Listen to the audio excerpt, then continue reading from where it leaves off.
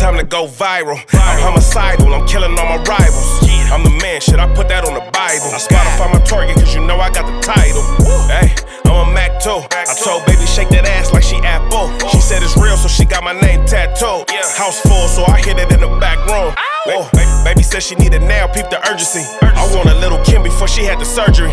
Leg spread on that hardcore poster. She love twerking, she just do it for the coach. Big dog, bull massive. 6 tray Chevrolet, I'm classic. All these niggas mad at me, that's tragic. The main bitch in the bed, that's graphic. Yeah, we about to go viral. Hey, we about to go. What's the deal? What's the deal? What's the deal, Viral Gang? We back at y'all with another one. Y'all already know what to do, man. Share, like, subscribe to the channel. Leave a like, leave a comment. Tell us what you like. Tell us what you don't like. Shout out all the official Viral Way members. If you're not an official Viral Way member, hit that subscribe button and go ahead and become an official member of the Viral Gang. You feel me? We're going to have the Patreon up and running pretty soon. Okay. We just been giving y'all this game for the free 99, and for the ones who really want to support the movement, get bigger, get larger, we gonna have a Patreon going for y'all, you feel me? So that's in the work. We gonna have the merch coming for y'all. That's in the work. But as of right now, as always, it's your host that do the most, Mr. Viral himself, aka the villain, because they hate me for my opinion. I got Mr. Light Skin himself in the building, Cali the one, not the two. What's the deal, man? What's the deal? What's the word, man? We got Messiah the Great. He here to lead the way, but he not here right now. You feel me? He was having, I think he got some business in LA going. He's running behind or something like that. So he's going to try to make it for y'all. If not, me and Cali going to hold it down. You feel me? Let's get into it. Man, let's get into it. What's going on, man? It's a lot of shit going on right now. What's going on? What's going on? Hey, brief intermission. Let me just give a PSA. This platform is about discussing issues, problems, and coming up with solutions. We are solution-based. We're a solution-based podcast. We are solution-based people. We're not one of them platforms who just sit around and just make excuses and just talk about the problem, but never actually try to give a resolution to the problem. So when we're discussing solutions to the problems, if all you have to say is complain and reasons as to why the proposed solutions won't work, shut your bitch ass up. Yeah, you opposition at this point. Y'all always self-projecting, talking about what the next person won't do. No, you won't do it. Everybody not playing out here. Just because you can't see light at the end of the tunnel doesn't mean the next person can. And just because you don't agree with the next person plan don't mean it's not gonna work. And it doesn't mean that's the only plan that we have to go by. That's the whole point of having these mastermind circles, is everybody puts in an idea, and their idea could spark the mind of the next person, because maybe you wasn't even thinking about what he was thinking about, and maybe his idea change your mind and make you tweak your plan, or your plan to make him change his mind and tweak his plan. But the point is, nobody has the answers right now effectively for the black community, because we still dealing with the same problems we've been dealing with since segregation was legal. Man. So whoever has an idea, we need to be all ears. Because nobody has the real answer. Because if you had the answer, we wouldn't even be having no problems to discuss. So if you listen to this with an open mind. We're not closed-minded. Not all I ever see, because there's a lot of people who do have open minds, but them same people, oh man, that shit ain't gonna work. Oh, that's a dumbass idea. Oh, he don't know what he talking about. Okay, cool. What's your idea? I don't know. I'm just saying. Exactly. You're just saying. You're just talking. Because you never have any answers, and you're not prepared to actually take any action. Because taking action would have to take you out of the mindset of being a victim. And a lot of y'all depend on that. Your whole identity is victim-based. If you don't have somebody to blame or an excuse to make, now you got to look in the mirror and examine yourself and realize how much of a fucking loser you are. A lot of people are stuck in the past too, right? We bring up things or solutions that could be, possible for today, and niggas give you something that happened 50 years ago is the reason why it can't happen today. A lot of us are stuck in the past, and we're using the past as a crutch to not plan for the future and to act in the present. And a lot of us got to get out of that mindset, because the past is the past. It's behind us. We cannot go back and change it.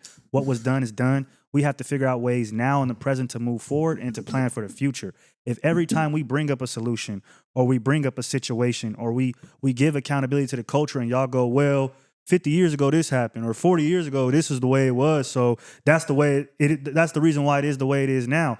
Yeah, that's true, but what are we going to do now? We're at a point where technology is at an all-time high, knowledge is at an all-time high, well, at least the accessibility to it. So we know what has come with the shit.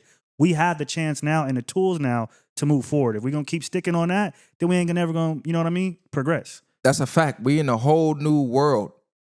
Speaking of living in the past, a lot of y'all are still stuck where the American dream was $3. You can get a house for $775 or some crazy shit. Like, I don't know if y'all up on this, but the American dream now costs a total of $4.4 million.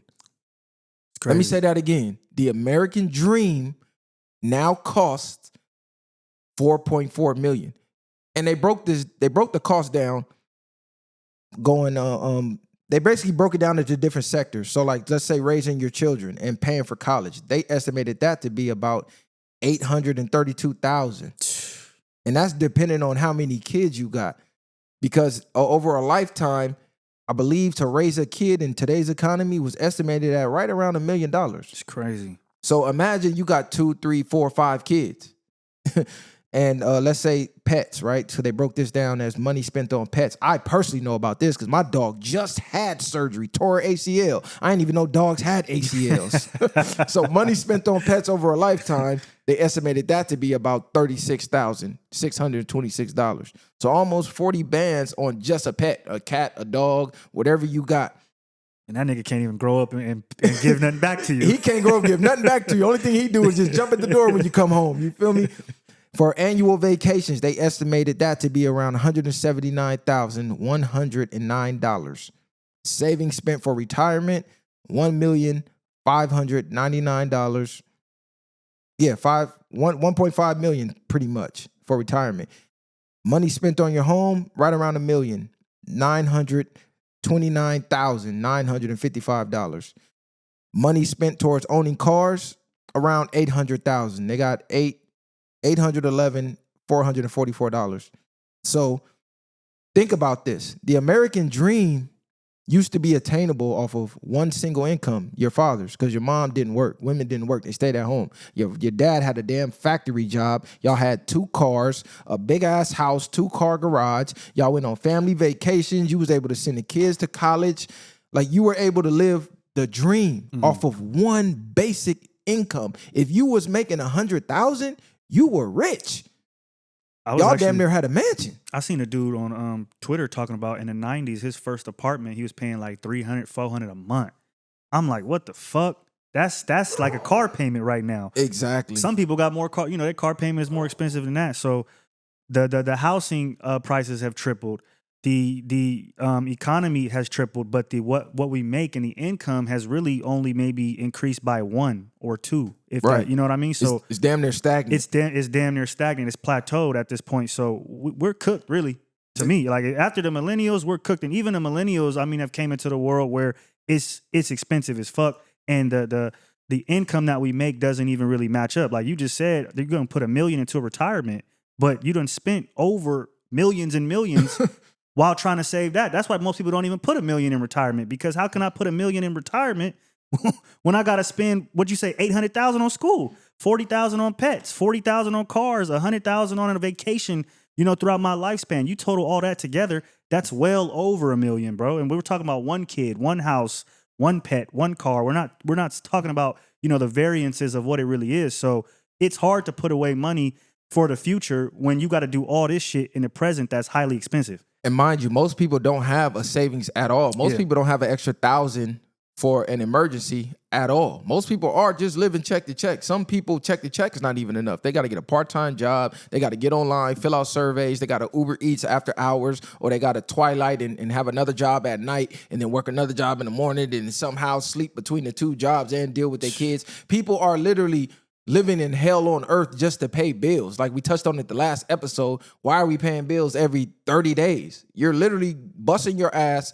going crazy just to pay bills every 30 days. Whereas before, yeah, you were paying bills, but you had enough extra income to allocate to actually enjoying life. It's a lot of people can't afford a vacation. I know guys who work 30, 40 years their whole life and they never been on vacation at all. Man. That's why the millennials and the generations after have took the stance of book the vacation now, figure out the rest later. I'm gonna book the flights now. And I'll figure out the hotel. I'll figure out where I'm gonna get the money to pay for it. I'll figure out how I get the PTO to get off work because I'm not living my life like this. Like I seen the old timers struggle, work at this company for 50 years, and they give them a damn McDonald's coupon. Thank you for working. a pen and you know what I mean, and a sticker. Like, here you go. Thank you for your service. It's really crazy. And not to cut you off, that's another reason why I stopped even debating women about this, pay 100% of your bills and all this. I mean, at this point, they're just saying it to go viral. I mean, the numbers are here, they're public, and everybody can see it, and everybody knows it's insane. People can't even do that with 2 incomes, a 2-income household. The 2 incomes is still not enough because if you break down what $100,000 is worth now, the spending power of it, compared to when 100,000 was marked as the bar for being in the upper middle class, bro, $100,000 now is damn near like equivalent to making 30 bands back then. So it's not the same. Think about what he said. Everything has gone up exponentially since they marked 100,000, I believe back in the 80s or something, as this is the bar where you're really coming up to being elite. Bro, that has not changed. We're still marking 100,000 as the bar, but everything is up 164%. When really 400,000 is now the actual bar, but they haven't raised the pay to reach that. These jobs that were paying 100,000 back then, still paying about 100,000 right now. Maybe 105. Like that's 20 years later, 30 years later. You like, know what I'm saying? Like, be for real, y'all. And the thing what you was talking about with women and you know, that 50-50 situation, women back then were okay. Like if you were a man, being romantic was taking care of all the bills. That's what it was. It wasn't extra vacations. It wasn't Birkin bags. It wasn't having to buy shit off Amazon. It wasn't having to take you to a room every 2 months and a vacation every 2 months. It was literally, okay, this man provides for us with his check. A lot of time in the old days, they brought the check to their wife. The wife divvied up the bills and they paid everything. And then whatever they had left, they maybe did something here and there. They wasn't going to get their nails done every 2 weeks. They wasn't asking for a new car. They wasn't asking for new clothes constantly. They were okay with, and they expected for the bare minimum, which was to just be taken care of and their kids being taken care of. As time has gone on and capitalism has advanced and consumerism has advanced, the things that are now available were not available back then. So with the advancement of that, we now have extra bills that we did not have 50, 60, 70 years ago. Let's just keep it a buck. So when you look at that and then you look at how we just said, and maybe in 20, 30 years, 100,000 is only, you know, a job that pays 100,000 is now only paying 105. And now I got to pay rent. I got to pay utilities. And I have to do all these extra things on the side as well. How the fuck can somebody do that completely on their own? It's blasphemous. To even ask of someone to do that on their own is insane. Did you hear what he said? He remembered when studio apartments were, or the 1 bedroom, I think he said, was $300. Yeah. Bro, studios is going for like $1,500 in some areas. A studio. Meaning there's no bedroom. Like, the room is the room. The Put room your is your foot up bathroom. and touch the wall. Your kitchen, your stove is in the living room. Your bathroom is in the living room. And all of that is your bedroom. Them are going for $1,200, $1,500. You can't get a studio. And they was trying to, a big part of why people have became okay with that, especially in these like metropolitan cities, is because you're paying for location. You're paying for location. Exactly. Well, if I look outside and I'm in downtown in a skyrise and this nigga shitting and pissing all over the place, or you know what I mean, high off fentanyl, am I really paying for location at this point, or am I just getting robbed blind out of my fucking money? That's what it's starting to look like. So at this point, we're not even paying for location because the locations be fucked up. No, that's a super fact. So y'all really got to wake up, because y'all are fighting a losing battle to go viral. And it's spilling over to real life because a lot of people are dumb as fuck and easily influenced.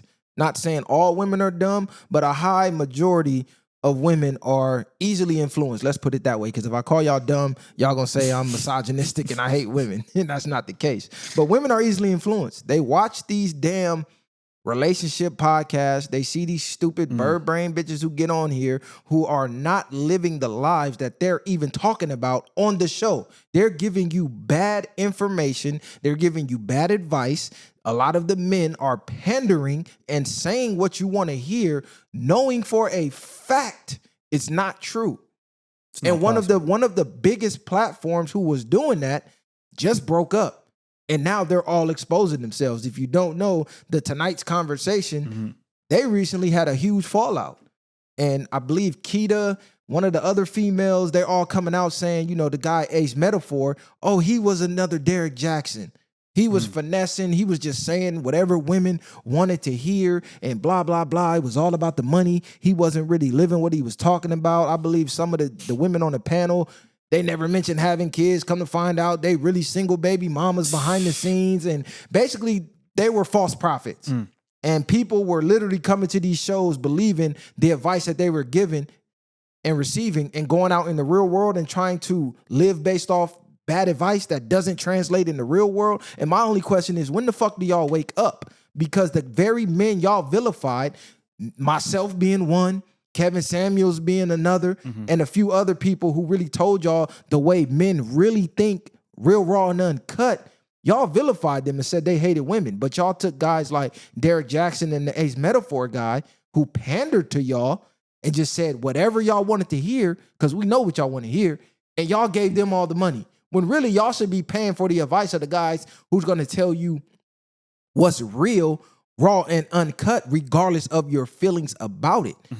Because that's going to give you a better outcome in real life. Exactly. So while you guys going paying to, you know, Ace Metaphor or Derek Jackson, whoever, that's his name, Derek Jackson? Yeah, it was Derek Jackson. You know, and you guys paying to their information and you take their information out in the real world, that's why you're still upset. So you feel like it's men's fault when in reality there's men out here that are telling you the real deal of how we really think and operate, but because it's not packaged the way you want it, because it's not catering to what you feel like the perspective of a man should be or how things should go, you don't want to fuck with it. But the truth hurts sometimes. And a lot of times the truth comes in a hard pill to swallow. So you guys need to be taking that more into consideration instead of just going to these people that are false prophets. A nigga that's yelling, talking about men ain't this, men ain't that. At some point, y'all got to look at, bro is a man. so it's like, you think, nigga, like, how can you be a man and not be on the same team? At some point, it's a fake, and you can see that it's a scam. And any dude understood that and knows that bro is just pandering, because some of the shit these niggas be saying is so outlandish. It's like, it's no way you let that shit go on in your crib. It's no way. You get what I'm saying? You on social media 7 days a week. You driving nice cars. You're a high value dude with bread. So I'm assuming that if you're a masculine man and operating your masculine energy, you have control over things. And the shit that they're saying is as if they don't have control over things. And so that's where they're starting to make it tricky, because now women are believing, well, I can find a dude who's in the 1% that's going to just do whatever I want with no stipulations, with no rules. That's not the case. But you're feeding into the niggas that are saying that because that's what your dream is. But that's not the reality. Let's keep it 100. And this is the cold part. A lot of these guys weren't high value guys, but they were telling you what a high value guy wants, you know, how he operates. And these guys were low value guys. They just got on a camera, put on a mask, and they finessed y'all out of money to the point that y'all paid them to become these high value guys. But they started as low value guys. They didn't have these damn nice cars for real. They was renting them shits. Yeah. They was renting out them pier spaces to make it look like they got mansions. They was renting out the jets and doing little PSAs on the jet pier space. So a lot of y'all fell for that because they catered to your feelings. So as long as what they said made you feel good, y'all blindly supported it. And the guys who said the actual truth, because ladies, men all think alike. I don't care what you want to say. For the most part, when it comes to women, we're wired the same. It's biological. God created us this way. It's no way for a man to get in front of a camera, say the things Derek Jackson was saying, say the things Ace Metaphor was saying the things that goofy ass Yada, whatever the fuck his name is, says. Crazy. And y'all can sit back and really truly believe this is how men feels, because a lot of things that they say goes against the benefit of being a man, and they're men. It doesn't make any sense. The only difference with men is how we operate, because every man doesn't have the same attributes. So every man can't attack the game plan the same way. If you're 6 foot, got a 6-pack, you got a lot of money, you damn near don't even got to open your mouth. Women want guys that's tall with a lot of money. So he can approach women a different way than, say, a guy that's 5'6" like me. But, you know, I'm kind of an exception, though. I can still approach the same way as a tall guy. Yeah, but it's different because we all think the same way, but some men got to simp to get the final product. Some men got to simp to get the women. Some men got to lie and deceive to get the women. Mm-hmm. Some men can actually tell the truth and get the woman because they have different attributes. They have different pieces on the chessboard. I agree with that. And I think that's the problem. And then when you look at it, like y'all keep going out here looking for what you're being told on Instagram or Twitter, and you keep running into the exact opposite. So at what point do you look back at the teacher and be like, okay, you have to just be making shit up, because every dude I come across has a whole different set of rules and regulations that they have, or a set of, you know what I mean, standards that they have and they want out of a woman compared to what you're telling me. And so women, y'all gotta just, I mean, like, it's easy to rip y'all off because, again, you're going off of the emotions. You're not going off of reality. You done went through 10 niggas and they done told you all the same thing, but because it wasn't what you wanted to hear, you cling to the one guy that you ain't never even met before. You don't even know him in real life. You don't know what he got going on, but because he told you exactly what you wanted to hear, you cling to what he said and you let that shape your whole reality. And now you're in a position where 10, 15 dudes, you still looking for that guy on TV that is literally not real. And you made the perfect point. The guy's not real. The guy that they're telling you, hey, this is the guy you need. The guy that's going to do blase, blah, blah, blah. And then they describe real men, and then they tell you don't settle for that. But they know for a fact that's all you're going to run into because this is how men actually are. So that's how they keep you coming back. Because they tell you, well, the guy that I'm describing, he's out there somewhere and he's for you. They're describing a 1% man, 1%, the top 1 percentile, and they tell 100% of their female audience, each one of you can get one. Each one of you deserves one, and there's one waiting for each and every one of you. But the facts and the odds are almost none of you are ever going to meet them, let alone be able to get with them and qualify. Keep them. Yeah. You don't even qualify, but they know this. So when you out here dating and you're meeting men and you're meeting actual good men, but maybe he can't pay 100% of your bills. Maybe he isn't 6'5" with a damn 6-pack. Or maybe, you know what I'm saying? All these made up qualifications that these delusional women are running around with. When they're meeting these men, they're like, okay, you don't qualify. Ace Metaphor told me this guy's out here. You don't qualify. Derek Jackson told me the guy's out here. You wake up, you 60 years old and still ain't met the guy. When does it wake up? like when does the light bulb go on? You know? Like, I literally seen women that's like 65, like, okay, I'm ready to seriously date now. Still trying to find. Yeah, VwP&x Fox, somebody talking about she not going, but I mean, her situation, she got money, so it might be a little different. But even in that situation, you have all this money and you can't find somebody in your own industry that fits what you want.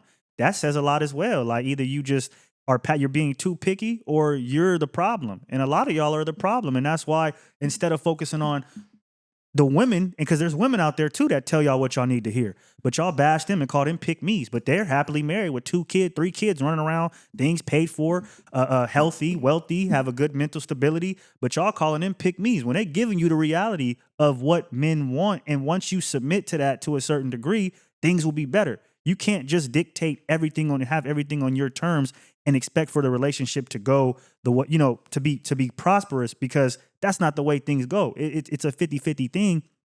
And that's just what love is at the end of the day. That's what a real relationship is. It's nuance. And it's niggas maybe giving 70 some day, maybe 100 this day, maybe you give 50 that day, whatever the case is. It's not just him operating as this knight in shining armor that never gets mad, that never gets tired, you know what I mean? That just doesn't care about anything you do. That's not what it is. That's a fantasy. Yeah. That's a complete fantasy. Like, I'm not going to break down detail by detail of why they broke up and what happened and all the rumors and the dirt they throwing on each other. Basically, you knew it was going bad when the main, most popular character on the show randomly just departed, Trip Fontaine. I believe he's from the city too. I believe he's from Long Beach. He was the one who talked with the most sense. Now, he pandered as well. But the way he pandered, you couldn't even be mad at it because he still took a lot of ownership of the bullshit that he himself does. So that was his game, is I'm going to take ownership of my faults before I point out your faults, because by pointing out my own faults, you can't call me a hypocrite. So it was genius in a sense. Yeah. And I don't know what went bad behind the scenes with him. A lot of people were saying there was some money issues He was going killing on. it. Yeah, it was saying there was some money issues going on, that Ace Metaphor was getting all the bread and a lot of them weren't even getting paid on the tours. He was telling them to quit their job, all type of shit. Yeah. Exactly. So Trip leaves. I forget who they replaced him with. I think they brought the dude from Crew Season over. Mm-hmm. I forget his name. Shout out to bro too. But from there, it apparently Ace was fucking all these bitches from what they were saying, but he's on here telling guys, oh yeah, have dick discipline and be loyal and faithful. And this nigga fucking bitches in every city, which we already know. Yeah. I mean, we know how it go. But the women was blindly believing it. But now that it went bad, now they want to throw all the dirt out there. But it's like, you was on tour with bro. You profited too. So the women that y'all follow, they're not shit either. The women on the show ain't shit, because everything that they throwing out there and exposing, they knew the whole time they were on this tour. And they were still getting up here with this dude day after day, night after night, and telling y'all lies, knowing it was lies, while listening to his lies, knowing he's lying to y'all. But as long as the checks was clearing, they didn't give a fuck about lying to y'all. The second they money got funny, oh, all of a sudden they care about the truth. All of a sudden he's a fraud. No, y'all all frauds. And this actually symbolizes a big problem with why women can't find a dude, or they can't be happy, is because what you just said. They'll know a dude ain't shit. They'll know he don't got what they maybe want or what they need or whatever the case is. And then they still go with bro. They still try to change bro. And then when it ends, all the accountability goes on him and nothing goes on them. Oh, I didn't know he was like that. I thought he was, you know what I mean? He sold me a lie. I believed I could change him, et cetera, et cetera. When in reality, you knew exactly what bro was doing. You knew what it was going to be. And you still try to do it. So at some point, y'all have to take accountability as well for putting yourselves in those situations, the same as them women on that show. And even more for them, because they let bro get that shit off. So I'm sure that from day 1 or 2, at some point, they knew that Derek Jackson or what's his name? Not Derek Jackson. Ace Metaphor. They knew Ace Metaphor was full of shit at some point, because the show been going on for a while.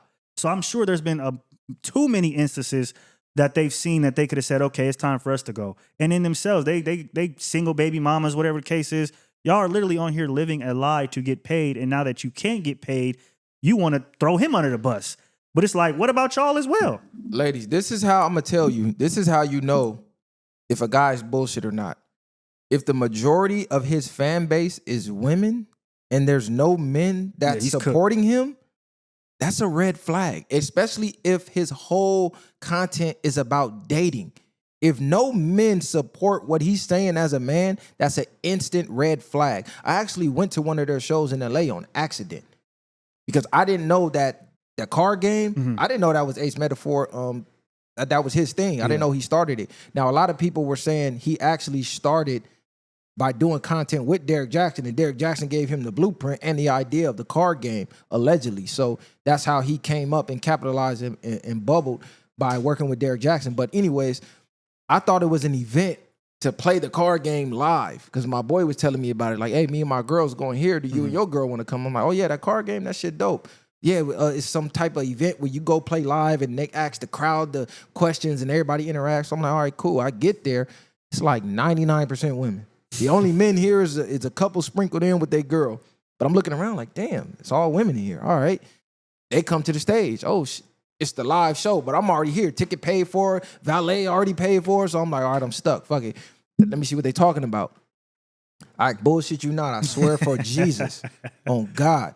I think it was either the day of the Super Bowl or a big playoff game. But I remember because we were supposed to go watch the game as well. So I'm like, look, we can't stay the whole night. We got to go watch this game. Yeah. Bro, 5 to 10 minutes in the show, I was out of there. It was too literally much. it was all male bashing all day long. It was a bunch of toe up, overweight, single, baby mamas, women who had never had a successful relationship in their lives, dare to just bash men. That's all they did for the entire time I was there. I might have been there no longer than 20 minutes. I took like 2 or 3 bathroom breaks and all that. Every time I come back, it's a big, fat, nasty, disgusting big back raising her hand, talking about why she can't get a man that qualified for this and that. And I'm looking at her like, what the fuck? I don't even know how you qualify to even be in this room right now. Looking at you, you need to be in the gym on a treadmill some damn way.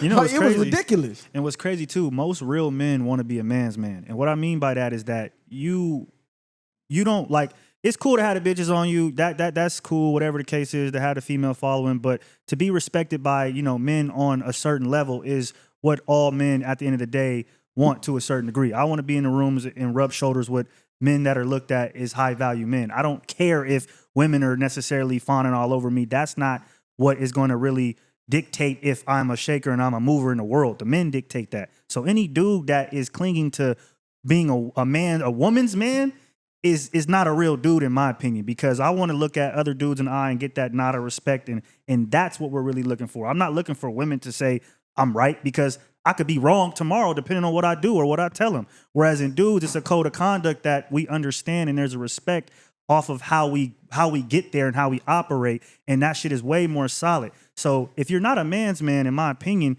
then something's off about you. No, that's bars, because I highly doubt Mark Zuckerberg is looking at his female fan base for wanting him to tip his hat. No, he's looking at Elon Musk. Exactly. He's looking at Jeff Bezos to see if they tip their hat. Because if I get their approval, I know I'm amongst the greats. I'm amongst the elites. You know what I'm saying? It's not about the finished product. With the woman, it's about the finished product. They might be on you because you had the cars, the clothes, the chains, and the success. The men are looking at you like, damn, you're here, but that journey of how you got here is what's respectful. And I'm more respecting you because of that than of the finished product of what you have. So that's why I'm saying being a man's man is so important, because we look at the journey and what you did to get there and the character you've gained to get there as respectable, not the finished product. And I'm glad you said that, because to reach the finished product, you have to progress. You have to put in work. And to motivate people to do that is not always looked at as catchy or entertaining. Progress is boring. Progress is doing the same things over and over and mastering your craft regardless of how you feel about it. If you want to get in shape, you got to go to the gym 4, 5, 6 days a week. You got to eat healthy 4, 5, 6 days a week. And that's boring. After a while, you get tired of doing it. Some days you're going to feel like doing it. Some days you're not. It's not an exciting thing to eat healthy. Like, you know what I'm saying? It's exciting to go get the snacks, the cookies, the cakes, the ice cream. That's exciting. The dopamine is going crazy. It's not exciting to sit here and eat baked chicken and broccoli and steamed rice. Yeah. You know what I'm saying? It's boring. So the same thing with the content that you consume. A lot of the content you guys are consuming is causing brain rot. I don't know if you noticed, that was the word of the year, was brain rot. Which is crazy. Instagram actually changed their reel algorithm to promote more brain rot. Now, before, you used to be able to put a reel up to 15 minutes, and it didn't matter. They would ship it out to whoever. Now, you have to condense it to 3 minutes if you want your reach to be able to reach people that don't follow you. And that's basically damn near the TikTok model. Like, oh, we want you to catch the viewer in the first 3 seconds, like a YouTube short. So how much effective content can you put out, dropping game, dropping knowledge in 3 minutes? Yeah. It's going to be very hard to do. What's going to happen is people are going to start losing views, and they're going to start to shift over to what's more entertaining and what's more catchy to get the views back up. So a lot of the content that thrives off of, okay, I'm gonna drop relevant, not relevant. I'm gonna drop some educational type of content. I don't want to wake the people up. They're gonna stop doing that and start doing what's catchy, what's the dessert, the quick fix, you feel me, to get the hit.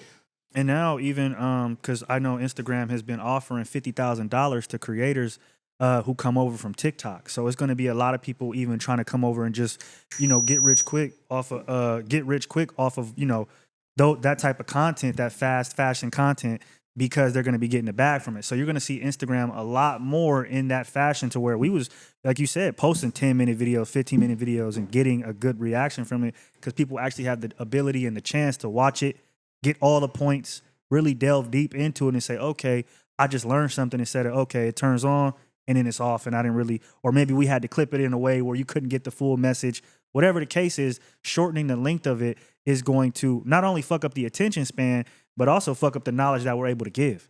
No, that's a fact. Especially if you have a group panel like our panel. It's one thing if it's just you in front of a camera. Then yeah, you can say a lot of shit in 3 minutes.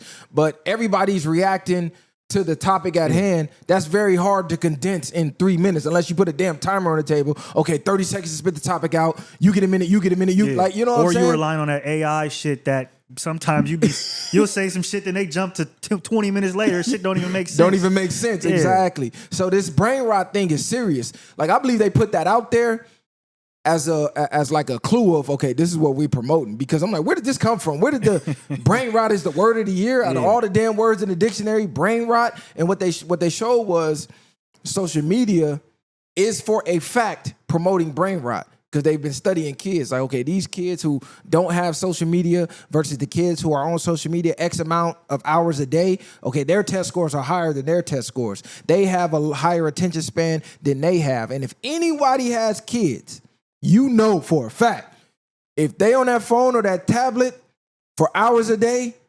it's like they're not there. Mm-hmm. It's like they're not present. And if you ever taken that away, you start to see them come back to like human-like form, especially if you have multiple kids, whereas, okay, this one's in this corner on the phone, this one's in this corner on the iPad, this one is playing a video game. Once you take all of that, give it about an hour, 30 minutes. They're all back together, conversating now. You hear them in the back laughing. They starting to want to go out. Hey, let's go to the park. They start using their imagination again. It's like, damn, what is stopping them from doing this every day? Dopamine. And I seen somebody on Twitter talk about this, how, you know, success is really mastering dopamine, because if you have a book and you can put that up next to a TV, of course you're going to want to watch TV because your dopamine is going to react more to that. But if you take a book and you put it next to a brick wall, the book starts to sound 10 times more interesting. So with the advancement of technology, they've really, you know, made us look at things like reading, things like just having regular conversation and talking. It doesn't get our dopamine going the way that it used to, because we have this other thing over here now that has really fried our dopamine receptors, where now niggas can scroll for even 30 minutes and not feel shit. Where when we first had TikTok and shit would be like, you be laughing. Now niggas just be like, all right, it is what it is. It's becoming to that point to where it's so high power that regular interactions and regular things that we used to do, it doesn't give you the same feeling anymore. All while they're slipping all type of treacherous plots and plans to ruin your life as a human. Yeah. I mean, I think they said by 2030, they want to eliminate up to 41% of human jobs. So think about all these companies that's implementing AI behind the back door telling you, oh, it's going to make your job easier.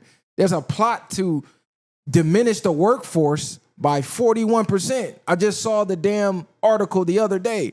And I go, oh, this is right on time, because we just seen the ads slowly popping up in Silicon Valley saying stop hiring humans. It's like they're throwing little hints in there to program you, to pre-program you to be ready for this. And we all gonna be hooked up to the cloud. I'm telling you, once they figure out how to get Meta glasses and Apple, the eye situation going, we're gonna be hooked up to that cloud, no jobs, and just be living in a whole nother world and be zombies in real life. That's how I keep saying that, because that's where I think shit is really going. Because if we don't have work, then what other thing do we have to do? That's a big part of going outside and interacting.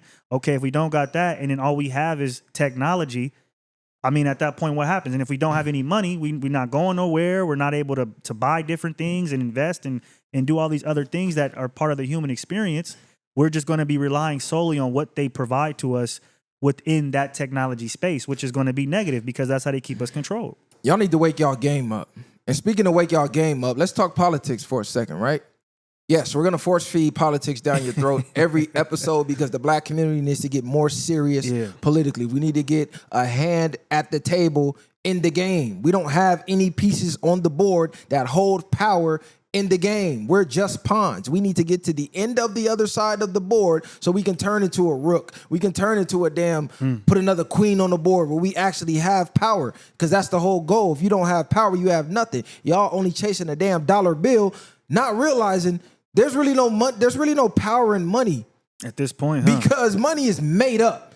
They can just skyrocket inflation anytime they want. It's not backed by anything tangible like gold or diamonds or anything. Like it's nothing. It's paper that they print. So they hold the power in that because they hold the key to the damn printer. Exactly. So who really has the power? The ones giving the money out or the ones receiving? In our minds, as long as we got money, we got power. No, that's not true. You saw what happened to Kanye, right? He made the wrong move. They pushed that button and all that damn money he had was out of there. Yeah. All the deals he had was out of there. Now he's back up to billionaire status. I think he's at like 2.7. But he hasn't made a peep about that shit. He hasn't made a peep about nothing. He's been quietly making his money. So money's not power. The ultimate goal is to have power. So we have to get in the game to get the power. And the reason I say that, we may have to eliminate a lot of the mindset that was programmed in us from the older generations. The same way we like to preach, you know, if we want to get black people back on track, we might got to delete and eliminate some of these street niggas because they're halting the progress. That's the same way politically. A lot of these old niggas, a lot of your grannies and aunties is stuck in their ways because they was tricked way back in the 60s and the 50s, and it's 2025 and they still got the mindset of 1950. And they're preaching the politics that they was preaching back then. Now, the game has changed. Black people created the Republican Party. We started it. And look who runs it now. So if that don't tell you the game has changed, I don't know what will. Your granny was telling you Democrat, vote blue no matter who. Your pops was telling you Democrat, vote blue no matter who. A lot of our pops was veterans. My pops being one of them. And the rhetoric he talks is still from back then. I can hear it. But it's like he's stuck in his ways forever. It's over, yeah. Your auntie gonna be stuck in her ways forever. They're not waking up. They still relying on CNN and Fox. Oh, Trump's a bad guy. And I'm not saying Trump's a good guy, but I'm just saying they don't even have the mindset open enough to even take in new knowledge because they were taught any new knowledge given from a different party was propaganda. So they weren't even open to listening to the other side. Yeah, they're not looking at it from a 360 view, right? Like you even look at how they raise us up just to go to school, just to get that good job, just to get a house. And then we were raised up to believe all these things, and then we got, you know, full-blown grown, and now we're in an economy where that's not possible. We're in an economy where school don't really mean shit. Niggas who don't go to school and are dumb as fuck make more money than the nigga who has an 8-year degree. So we have to figure out the people now and the adults now how to, you know, learn and adapt and then give that to the younger generation. Because if we do keep going off of a lot of things that the older heads taught us, we're going to be in the same exact position that they were in. And then our kids are going to be in the same exact position. So we do have to figure out how we can fix that for sure. And one of it is, unfortunately, we got to kind of leave the old heads behind. Now, there's some things that they did do that were good, you know, and we understand they weren't gods. They're human. They made their mistakes. That's all great. But there is a lot of shit that we got to put to bed forever, because if not, we're going to be stuck forever. That's a fact. And one of them things we got to put to bed is arguing amongst ourselves, amongst which party we belong to, knowing for a fact neither party have our best interest in mind. So at some point, we need to come with our own motherfucking party and get our own seat at the table. We got to stop looking at politics as a status symbol. And that's what we do in the black community. Oh, you Democrat? Okay, you good. Oh, you Republican? Oh, you're dumb. You're bad. Oh, you don't believe in politics? Oh, you don't vote? Oh, okay, you're really dumb now. Like there's no way you know about anything, when in reality, everybody has their own perspective. And if we could come together, be more open-minded, and look at things at a 360 view, we could learn a lot more than just looking at it as, oh, well, I'm Democrat, so I put my nose up in the air, or I'm Republican, so I look this way. That shit doesn't really mean anything. It comes down to economics at the end of the day of how we're going to move forward. And the way we move forward is getting black men's status back, respected amongst the black community. Women don't respect men. Women don't follow the lead of black men anymore. And that's huge, because women are one of the largest demographics of voters. If you look at the black votes, bro, we voted in the top 80 percentile for Democrats at least the last 5 to 6 decades. Definitely. At least. Ever since civil rights. And black women, 90%. So at some point, we got to sit down at the table, black men and black women, and discuss what's best for our communities. And not even just discussing with black women, because they really need to be sitting back listening to the men, because that's who needs to be controlling the politics. You look at every other race, the man is controlling the politics. Even if they don't like what bro is saying, Facts. they go with way he going regardless. They're like, all right, fuck it, we just gonna go this way because he's got us this far already. Whereas in black women are looking at like, well, I could do better than you. I know more than you. I'm more educated than you. I make more than you, you know. So why would I trust in you? But that's the ploy right there to keep us separated. You guys need to trust in us more. We do need to have our status back as men. And once we can do that and come together and follow each other on the same accord, we're gonna be unstoppable. Because if y'all are gonna follow us, I think black men, honestly, at this point right now, a lot of us have progressed and are in a better situation than some of our fathers were. But again, we still have that lack of trust for our women, where if we're always in a tug of war and the other cultures aren't with their man and woman, and obviously they're going to progress faster than us, we still stuck down here fighting over this minuscule shit where they already like, you know what, I'm just on track with you. It's easy to drive the car when everybody, you know what I mean, going the same exact way. So, bro, go look at that footage of JD Vance being sworn in. mm-hmm. Look at how his woman is looking at him in complete amazement and admiration. If your woman is not looking at you that way, if she does not view you that way, you got the wrong woman. You think she's at home arguing with JD Vance about how she believes she knows more than him politically? No. She's like, I accepted you choosing me. I'm going to follow you.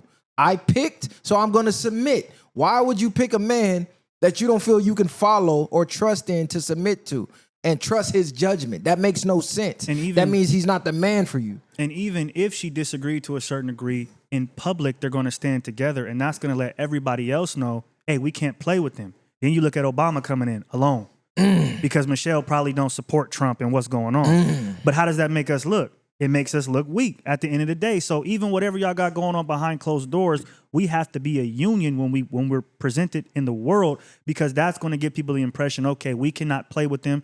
They are together. They're protected. And when people know that, they treat you differently.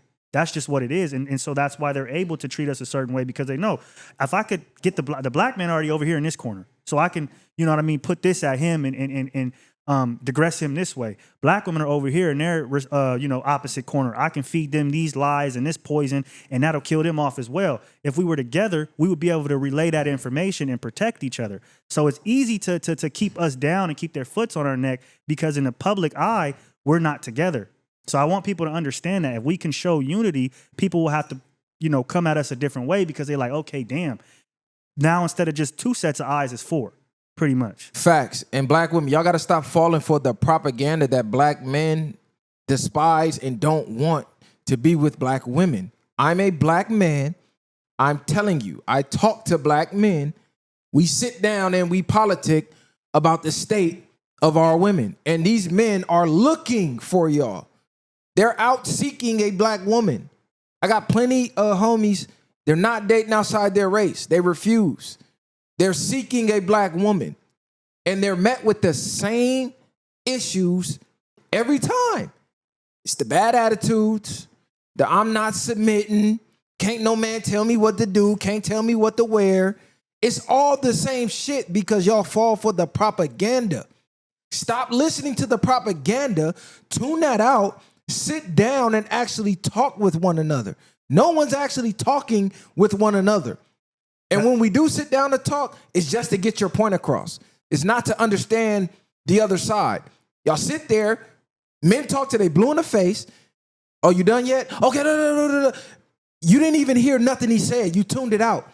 Everything you said right now, and you guys can see what we're talking about. And I don't watch Tubi movies all the time, but there was a movie on Tubi called A Good Man, and it just came out. And it literally shows, and it has a lot of, extra shit in it for entertainment. But the message in itself is there is a black man that's doing good, and there's a black man that's not doing so good. And then there's a woman that the black man is with that is doing good, but she still wants to chase the men that are doing bad. He's trying to start a family, build a legacy, financial stability, X, Y, and Z. And she's pretty much looking at him like, you're trying to control me. You want to dictate what I want to do, and therefore I'm going to continue to cause this turmoil. I'm going to continue to cause this tug of war, and she ends up making the wrong decision and picking the wrong person. That movie, A Good Man, is a direct reflection of what goes on in our community, unfortunately, far too often. We have good men who have a good job, who are thinking generational, that meet a black woman that's beautiful, that maybe has a good job, but she's still, cooked from feminism, or she's still cooked from wanting to be independent, or she still thinks that you wanting her to have kids and build a legacy is some sort of control, when in reality, that is freedom. You know what I mean? That is the way that we get to the next level in politics, economics, health, whatever you want to call it, being together and following one leader. That's how we get above point blank, period. Women have to stop following women. That's just the bottom line. Women were made to follow men. The reason women are losing our women, the least married demographic right now, is because they're following each other. And women were not made to be leaders. They just were not. They don't have the skills. They don't have the knowledge equipped to be able to lead effectively, because they lead with their emotions. And emotions change like the weather. One day you're happy, one day you're sad, one day you're motivated, one day you're unmotivated, one day you're PMSing on your period, you don't know left from right. You weren't meant to lead, and it's okay to admit that. Women are following women like, who was Future's baby mama? What the hell was her name? No, Eliza Rain was on a podcast saying she's a beggar. She begs men within the first week of meeting them. And if the man says no to anything, she said she gets rid of them immediately. And she doesn't consider it prostitution if it's done with class. Think about what you're saying. You meet a man, you're looking for a mate, he's looking for a mate. He's trying to learn you genuinely.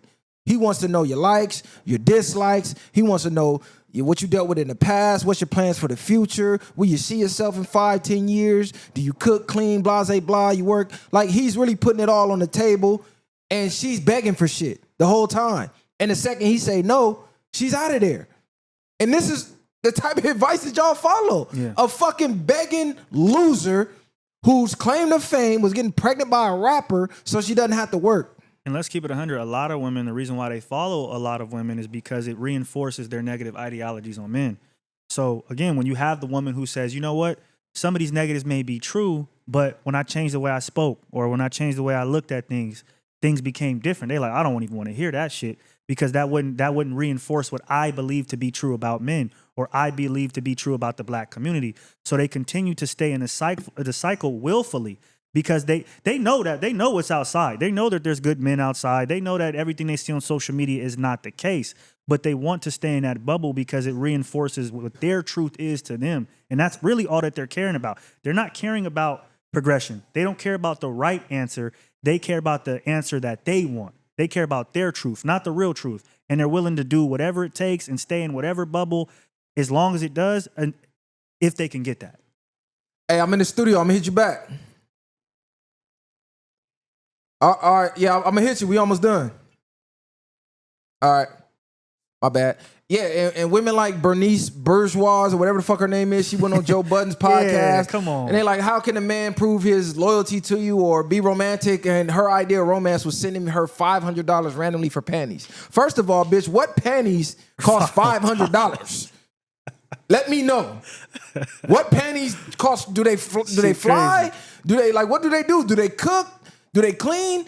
A man proving his romance to you is randomly sending you. See, that's not romantic. These are birdhead begging bitches. They're bums. They're beautiful bums. Don't be blinded by the beauty. These women are losers and they're bums. We need to get back to having women like Escape. I mean, just think about the music that women make. It's all man-hating music, programming women to hate music. Think about the music in the 90s when men was crying about trying to give a woman the world.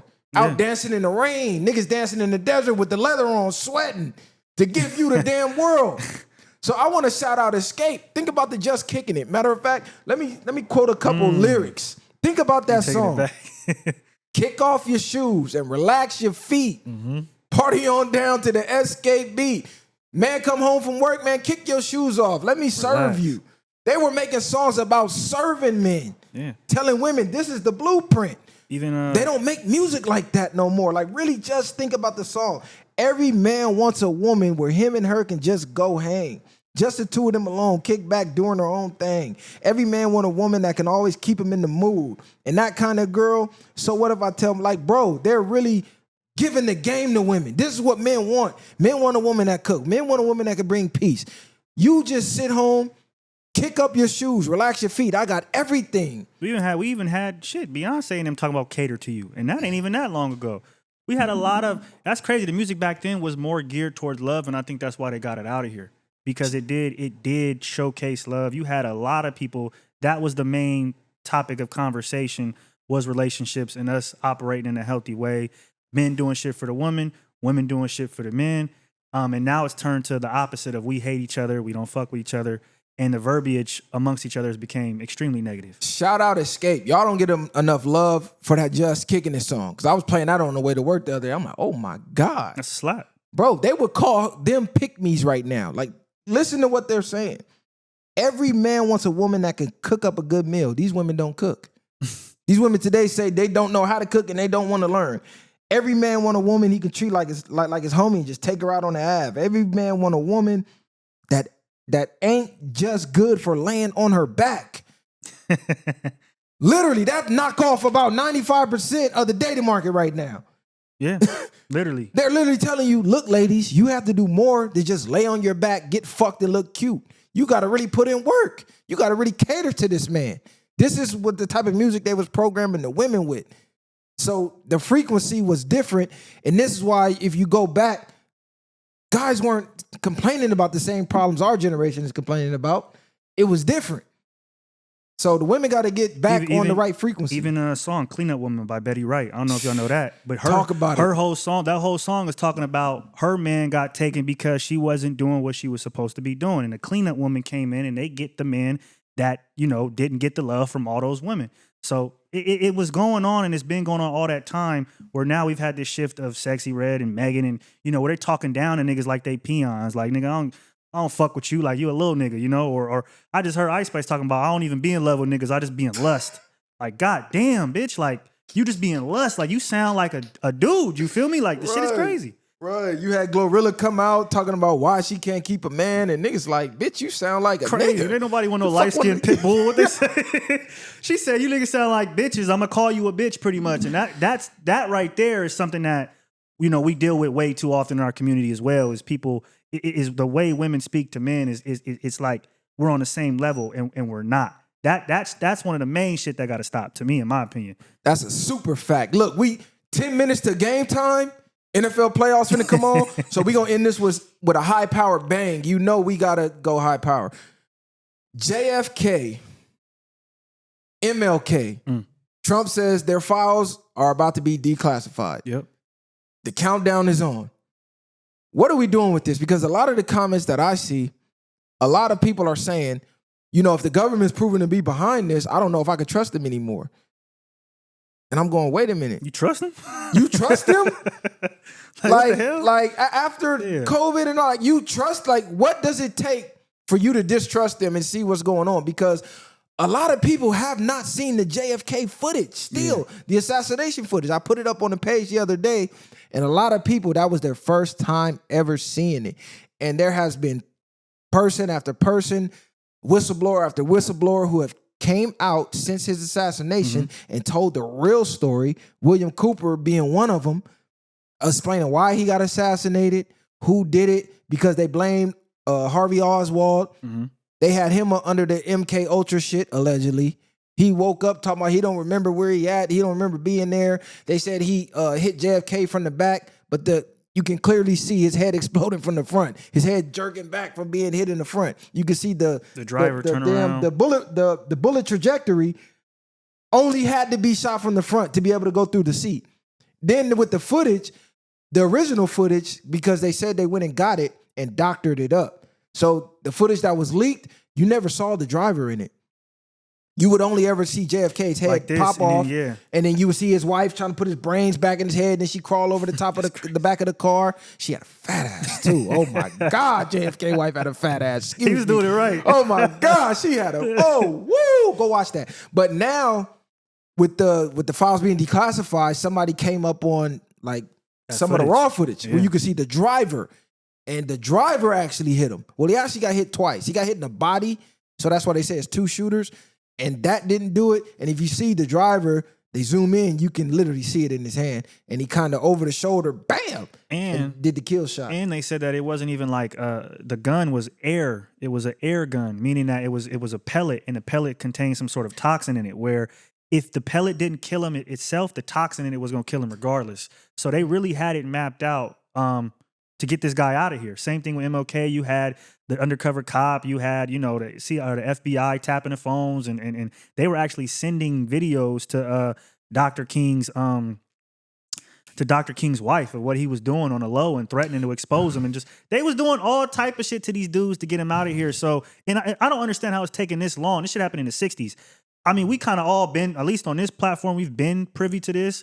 So the fact that people are even still trusting the government when this information to a certain degree has been out there, just the fact of it's not cut and dry of how things happen should be enough for people to have a distrust for the government, and especially them organizations, them 3-letter organizations like that. Those are the ones that are the worst. You look at J. Edgar Hoover. If you ever watch his story about, he was freaky on the low and behind closed doors. Listen. He had a lot of shit going on. They were saying he was black. Listen. And he was hiding that. They going back showing a lot of the president's wives, and a lot of them look like cross-dressers. A lot of them looking like men, and they saying, man, they been doing this trans shit. Y'all just wasn't up on it. But as far as MLK, there's fake documents floating around Twitter right now. I seen that. The files are set to be released on the 29th. Today is January 26th. So no one has the files yet publicly. So all that shit that's floating around about MLK having Diddy sex parties, and now they putting homosexual shit on his name and all this madness, those aren't the real files, people. Actually do some research, because y'all sharing it, making it go viral for engagement. That's not it. But to me, why now?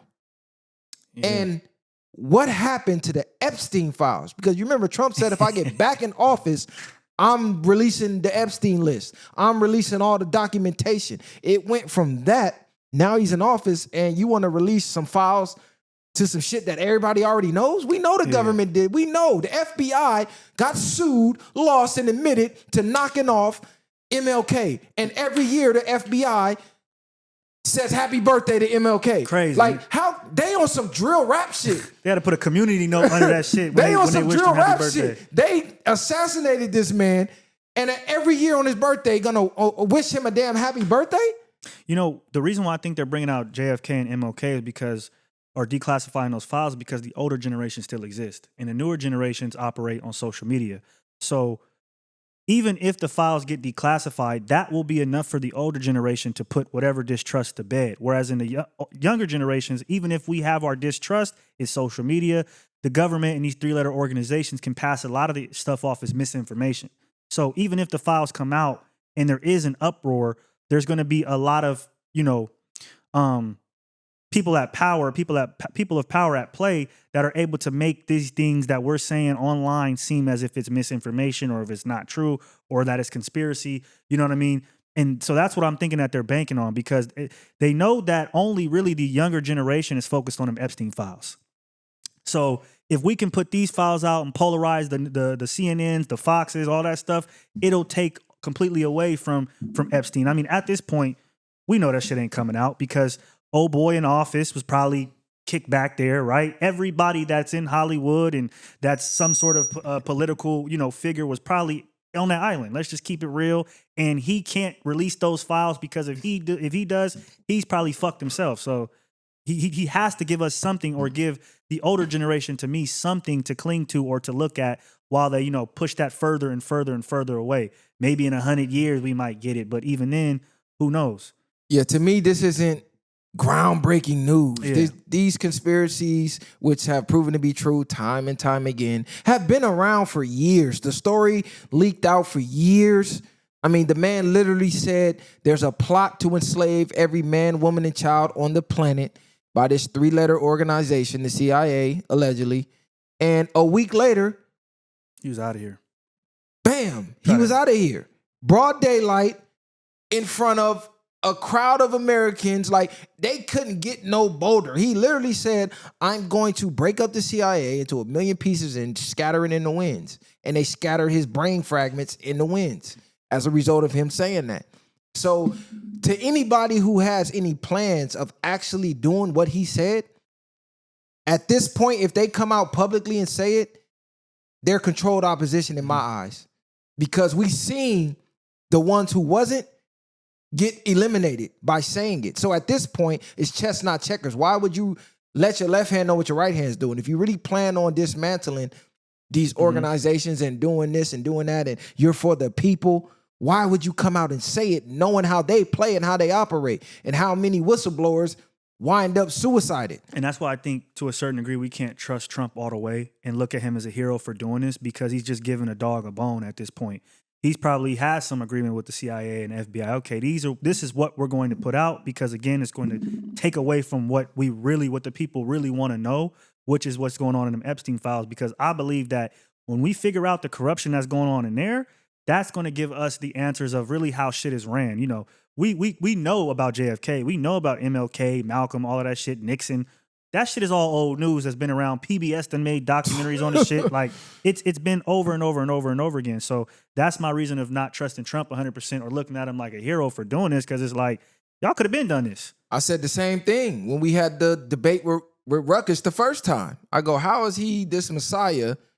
In the 4 years he was in office, he didn't leak the files. Yeah. But to rerun, now he promises to leak the files. And now he's pushing on a third term, which in my opinion is, well, you know, I can't do it now, but reelect me the third time, I'm going to release the files. Like, bro, why not release them today? I saw him in the debate with Karen Bass, the governor for, what's the name for California? Mayor of LA? Yeah, the mayor of LA, excuse me, saying, you know, the permit to rebuild the Palisades and Altadena and all of that is going to take 18 months. And he said, no, why 18 months? Why not do it now? I'm going to make sure they can do it right now, today. So it's the same thing to him. Why wait for X amount of days or whatever to release these files? Release them today. Push the button today. Because you pushed the button on a whole bunch of other shit. Literally, the day you came in, you pushed the button on 78 executive orders.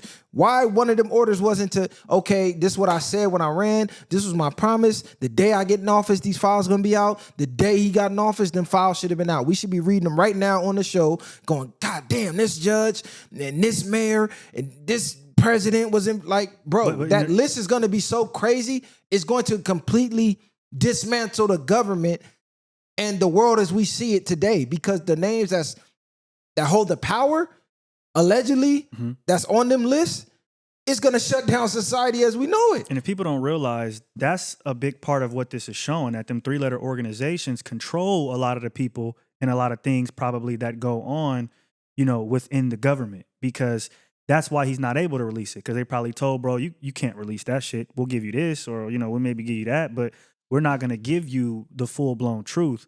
And if you somehow, you know, do get it, you're going to get chipped. And I think that's where even the fake assassination attempts came from, was to already, you know what I mean? It's this thing of making him look like his life was in, you know, jeopardy this whole entire time. And now he's doing the right thing. And then he's going to give us these documents. And then, okay, but what about what we really want to know?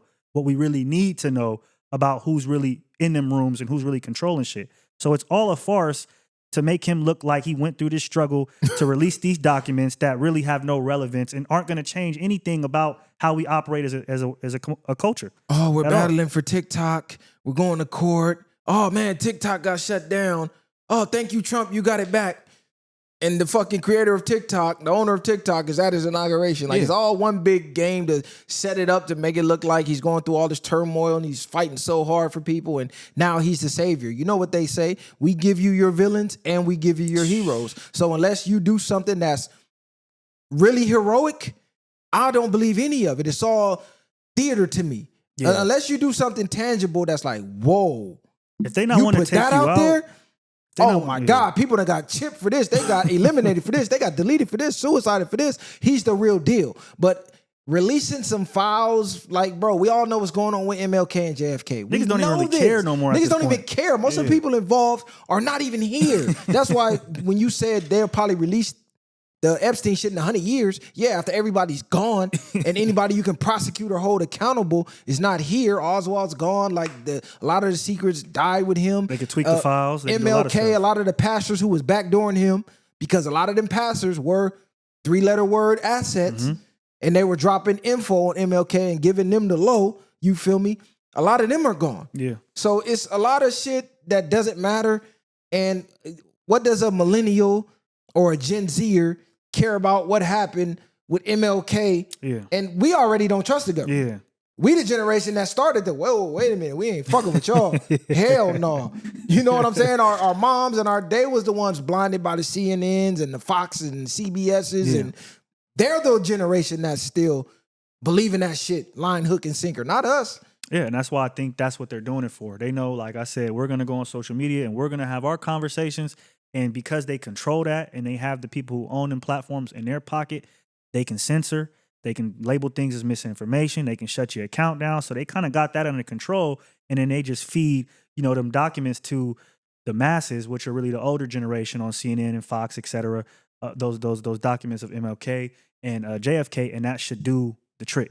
What happened to all the alien stuff? Even that, for real. It was about a good 30 days of nonstop alien invasion videos, documents. Peru got a body. They showing you alien footage and bodies, and this craft crashed here, and then boom, like nothing, it was gone. Shit was here, they took over the mall in Miami, the interdimensional beings. They had the one guy who accidentally slipped and was in there and got the footage. They confiscated his shit, and then supposedly he had some backups. What happened to all of that? You don't hear anything about the aliens no more. We just getting JFK and MLK. Here you get niggas JFK go. and That's MLK. it. What happened to them interdimensional beings in the mall? What happened to the damn giant that was on top of that mountain that the TikToker found? And he got deleted. Gone, we never seen him again.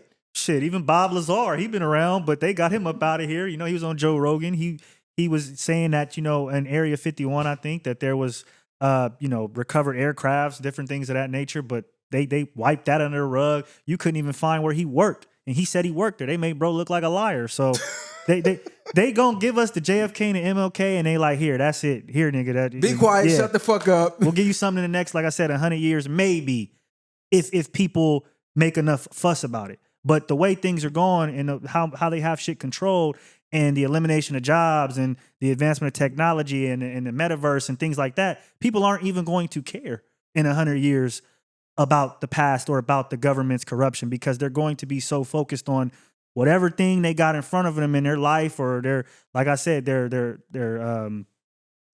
technological world, whatever it is. That's what they're going to be more focused on than, government corruption to me. Because let's say they leak these files, they come out, all the conspiracy theories are right. Oh, it was the government. What now? Yeah. What now? All it's going to do is be a bunch of content to report on, read the files, get the views. People in the comments outraged. Oh my God, we can't trust them. They need to be overthrown. But the Constitution says it's your job to overthrow a tyrannical government. But they got you so programmed, you're going to go right back to work and be talking about it at work. Hey, man, you see what's the name, man? The FBI and the CIA. And it's just going to be something to talk about at the motherfucking barbershop. And life going to go on. That's why I don't get too wrapped up in it. I don't let it control my world, because whatever you focus on, that's the reality you create for yourself. So you do have to be leery and be wary of going down these rabbit holes and how deep you go, because you're going to drive yourself fucking insane. Yeah. The rabbit holes are endless. It's endless. The corruption runs deep. It's endless. So you will lose sight of yourself trying to chase it down and be this vigilante and all that. Listen, bro, let me get some bread. Let me help my folks, put my folks on. I'm happy. I did my job. Yeah. You know what I'm saying? Me trying to take down the damn invisible forces that be, bro, they been here before we been here. They're going to be here long after we been here. Mm-hmm. The best thing you can do is create a force for yourself and create success for yourself and your peoples. Other than that, it's just going to be talking points, bro. Y'all put that shit in y'all selves, and oh boy got a pardon. And now y'all like, whoa, wait a minute. What the fuck did he get pardoned for? Yeah. I can't even say it, because they're going to deem it medical misinformation. But Dr. Fauci got that pardon. What did he get pardoned for? They pardoned him before Trump could even get in office, because they knew they was coming for him. Exactly. And Trump took his security away. He said he can pay for himself. Basically, what Trump was saying is, if he get chipped, I'm looked the other way. He got pardoned. Y'all know why he got pardoned. I'm taking the security away, Do what you gonna Shout do. out Luigi. Free Luigi. So the next Luigi, if you want to do your thing, do your thing. That's basically what he's saying. Yeah, Because he pretty much. literally said, if something were to happen to him, I won't feel guilty. So that's Trump's way of delivering justice. Is, hey, I'm putting justice in your hands. So the next Luigi, get out there and do your thing. Fuck it. But yeah, man, y'all share, like, subscribe to the channel. I'm finna go up here, watch these games, order some pizza, order some wings, kick my feet back, go to the gym a little later. Messiah couldn't make it. He'll Shout be here out on the Messiah. next one. Shout out Messiah. You got any final words, my man? Nah, man, that's it. The viral way. The movement is moving. Best podcast in the world. Best podcast on the internet by far. Easy, no competition. And we really out here giving y'all content, you know, and information that is needed. We're not out here on the messy shit. And I think, you know, I'm okay. And I think our platform is okay with standing alone in that. And we're really showing people that we're going to continue to take this route. It ain't necessarily an easy route. It's a lot of roadblocks, a lot of hurdles to jump. But we're doing this because we understand that we have a greater purpose than just, you know, feeding into the negative content cycle that Black culture has been in for so long. We're really trying to stand outside of that and shift the minds of our people to follow us, which more and more and more people are starting to wake up. But we need other platforms and other people to stop being intimidated and to realize that this is the wave. And just because we're not the biggest don't mean we're not the realest. So I'm going to put it like this. If you not fucking with us by now, if you ain't throwing olive branches by now, you a bigger platform than us, you do the same, whatever. If you're not trying to get involved some form or fashion, and y'all see how we pushing, and we really pushing for the people and the culture, you scared of us. It's just that simple. What I like to say all the time, it's hard for the light to shine when the sun come around. The lamp could shine bright as hell in the dark, but when that sun rise, that damn lamp is nothing. Can't even see that it. shit dim out. You can't even see it. That's what a lot of these platforms are. It's a bunch of, I'm the smartest in the room until somebody smart really come around. So to avoid me seeming less smart or less of a star, I'm just not going to ever invite them. I'm not going to ever even shine the light on them because their light going to dim my light. That's how they see it. We don't see it that way. We see it as anybody. You know what I'm saying? We're not even coming to dim your light. We coming to spread the message, help get the platform bigger, and in return, help your platform get bigger because now our viewers get a chance to tap in with your content if they haven't seen it, and it's one hand wash the other. People get on these platforms every day. Oh, Black community this, Black community that. And these are some of the biggest platforms in the Black community that don't reach back to no platforms. It's crazy. Don't shed light on nobody in the Black community because they're grifters. They don't give a fuck about the community. They want a following to get some money. Bro, we are 115 episodes in, and really more than that. We just didn't name a lot of episodes. We just threw it out as free content. We really damn near 200 episodes in. Shit. But 115 official episodes in, and still never even started a Patreon. We still just been giving it to y'all. Niggas do 3 episodes. Patreon up. $20 a month. $20 an episode. Like, come on, bro. Y'all. When this shit is all said and done, the path we led is gonna be monumental. Mark my words. We did it our ways. A lot of people telling us, hey, bro, y'all need to go more into the gang shit, man. Y'all real members, man. Y'all really could crack. Why y'all don't do this? Why y'all talking that woke shit? They gonna shadow ban y'all. They gonna block y'all. They gonna shut y'all down, cancel y'all. Guess what? We taking the road less traveled because it's gonna matter more in the end. All that shit, here today, gone tomorrow. All that gimmick shit, all that drama shit, the drama's only cool until the next thing happen. Then that shit don't matter. But when you drop in game and you drop in gems, that lives forever. So we here to live forever. We not here for a moment. We here for eternity. That's a fact. The viral way. Bang. Ain't no handouts, I did it from the ground up. In the streets, thugging hardest where they found us. Got a problem, nigga, watch my troopers mount up. My bitches bang too, and you a lame though. You niggas ain't outside, yeah, we came through. You want your lights up, we put you on the shade.